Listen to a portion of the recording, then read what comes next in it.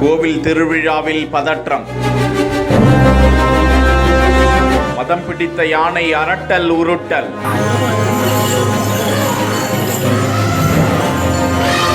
வேக வேகமாக கால்களை சங்கிலியால் பிணைத்து அடக்கிய பாகன்கள்.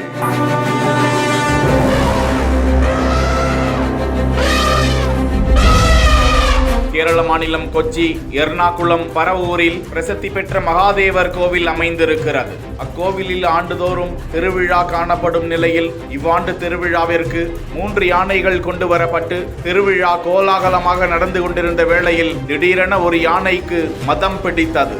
திருவிழா பந்தல் உள்ளிட்ட பகுதிகளை தும்சம் செய்ய தொடங்கியதால் விரைந்து செயல்பட்ட பாகன்கள் உள்ளிட்டோர் அந்த யானையின் கால்களை சங்கிலியால் பிணைத்து அங்கிருந்து அந்த யானைகளை அப்புறப்படுத்தினர்.